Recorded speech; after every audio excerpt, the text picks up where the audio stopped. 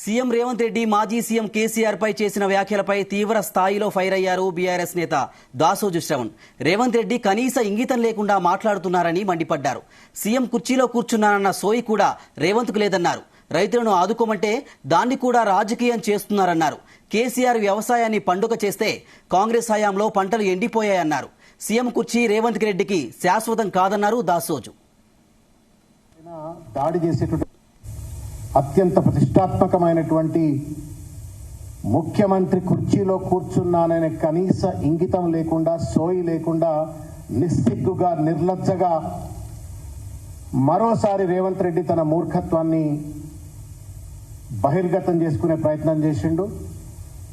పిచ్చోడి చేతిలో రాయి లెక్క, పిచ్చోడి లెక్క ఇవాళ కేసీఆర్ గారి పైన దాడి చేసేటువంటి ప్రయత్నం చేసినారు. ఈ దాడిని తీవ్రంగా ఖండిస్తా ఉన్నాం.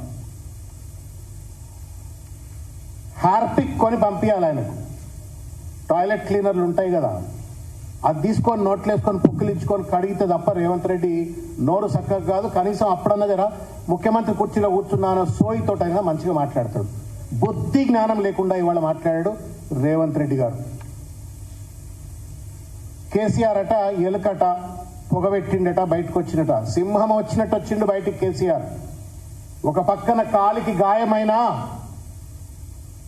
తోటి రైతన్నలకు ఇబ్బంది కలుగుతుందని వాళ్ళకు అండగా ఉండాలా అని చెప్పని వాళ్ళ బయటికి వచ్చి సింహం లెక్క బయటికి వస్తే లాగులు దడిచినాయి రేవంత్ రెడ్డి నీకు. అందుకే గాయత్రి పంప ఆన్ చేసినావు. నాగార్జున సాగర్ డ్యామ్ నీళ్లు వదిలిపెట్టే ప్రయత్నం చేసినావు. సిగ్గు లజ్జ లేకుండా మళ్ళీ కేసీఆర్ గారిని ఎల్కా అని చెప్పని చిల్లర మాటలు మాట్లాడే ప్రయత్నం చేసినావు. నీ లాగులే తడిచినాయి, అందుకే గాయత్రి పంపును ఆన్ చేసినావు.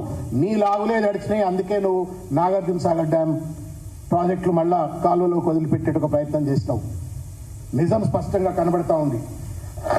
ఇకపోతే మేడిగడ్డ 2 పిల్లర్లు ఖరాబ్ అయిపోతే వెన్నెముకే కూలిపోయిందని చెప్పని మొత్తం ప్రాజెక్టులో పడవ పెట్టి మొత్తం తెలంగాణకు శాపంగా మారింది రేవంత్ రెడ్డి. వాళ్ళ